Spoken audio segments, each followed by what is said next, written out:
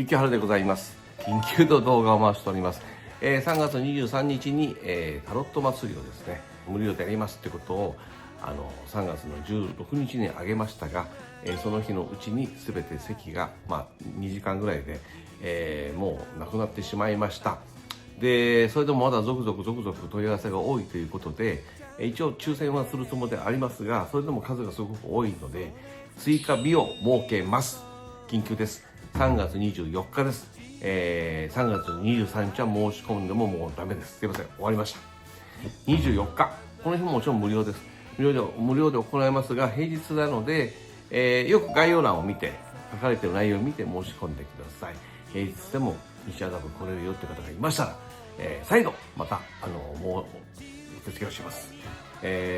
多分ね、無料でやるっていうのも多分最後だと思うんでね、この際、24日なら空いてたとかね、24日ならいけるよっていう方いるかもしれませんよね。そんなあなたのために24日、追加で設けましたので、ぜひ来てください。夜寝てる時に頭の中にメロディーが出てきたんだけども、拓郎さんが出てきたんですよ。お父さん、はい。新曲出ますね。ありがとうございます。ここ最近ずっと頑張ってたレコーディング。3月15日の配信ですね。おー。クローズ・アイズっていう曲で、瞳を閉じてっていうことですが、クローズ・アイズっていう題名の歌いっぱいあるじゃないですか。そうだね。でもこれね、実は、できた理由みたいのがあってね、曲はもともと昔からあったの、これ。アイネが生まれる前からあるね。そんな前から？北海道の FM 局が開局したんですよ。はいはい。ミニ FM が。その時の、開局の時のテーマの曲を募集があって。なんか公募してたよね。そう。で、それに。公募して通って、っていう曲があるんですよ。でそれはいわゆるインストゥルメンタルで、この部分だけ使ってくださいっていうふうに公募で OK されたものを、採用されたものを送ったじゃない、で、残りを実は作ってあったんですよ。それをたまたま、夜寝てる時に頭の中にメロディーが出てきたんだけども、実は、森永さんいたでしょ、拓郎さん。拓郎さんが出てきたんですよ。ちょうど亡くなられて、3日後、4日後ぐらいに夢の中に出てきてたのね。で、別に自分に話しかけてきたわけじゃなくて、遠くになんかホームがあって、そこに拓郎さんが立ってて、最初は。俺はただ単純に夢見てるから、旅に出かけるのかなと思って、でもスーツケースも何も持ってない。駅のホームね。駅の方にいて、スーツケースも何も持ってないから、どこかなと思ったら、電車が来て、パッと振り向いて時に、こっちを見るっていうか、その後ろを振り返って皆さんに、じゃあどうもどうも、じゃあ帰りますね、みたいな感じで乗って去ってったんですよ。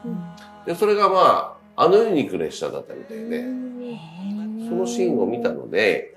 ということはもう、すでに森永さんはもう、帰られてる帰ってるんだと思います。3日後には。すごいね。だから、それを見たのもあるし、その時にこの、半分アニメーションのような、半分実写みたいな映像だったんだけど、映画みたいな感じになってて、で、旅立ってった後にピアノの、今回僕の作った曲の、ピアノのタランタンタンタンタンタンタンっていうシンコペーションが聞こえてきて、そこでクローズアイズっていうのが誰かが歌ったのが聞こえてきた時に、このメロディーどっかで聞いたことあるよなと思って、ずっとその歌を聞いてたら、そうか、オホーツクのやつだと思って、北海道の、リーボの放送局のやつだなと思って、それで思い出して、それでまた出してきて、翌日ちょうどレコーディングだったんで、そこでパッと書いてレコーディングしたんですよ。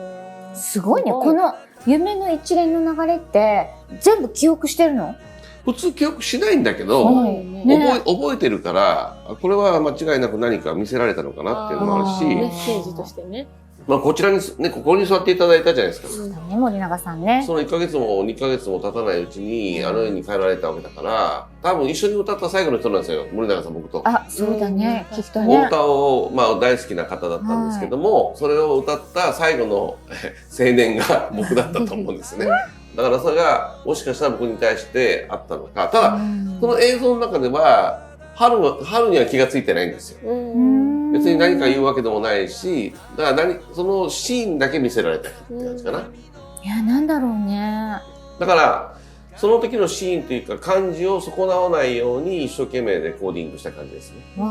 歌詞がどうというよりはそのシーンを歌詞に書いていって、あとは全体的な雰囲気とか流れとか空気感をまあその感じを損なわないように作ったっていうのが一番大きかな。なんか森永さん感謝だね、改めてね。なんだか。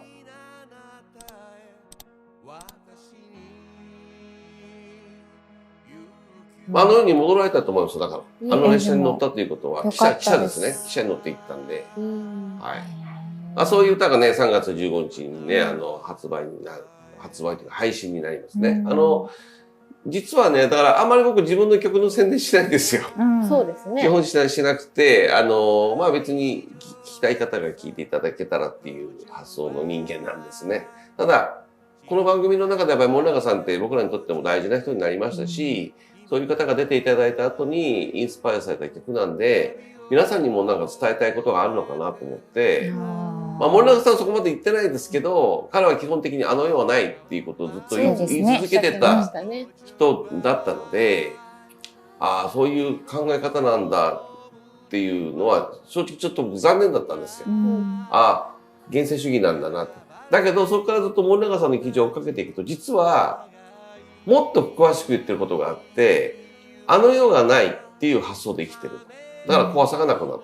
けども、もしもあの世があるとするならば、あの世がないっていう発想で生きてる方が振り切ってあの世に行けるでしょっていうのも発言もしてるの。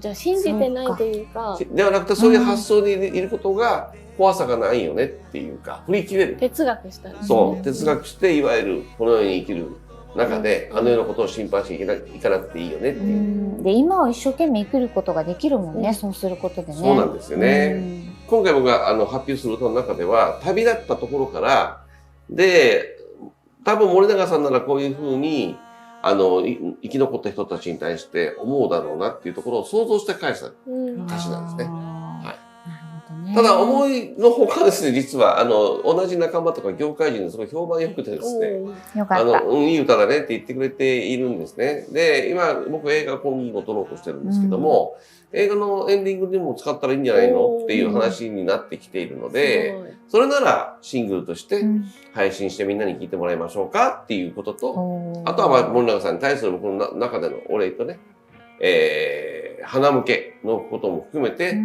最後に作ったっていう感じですね。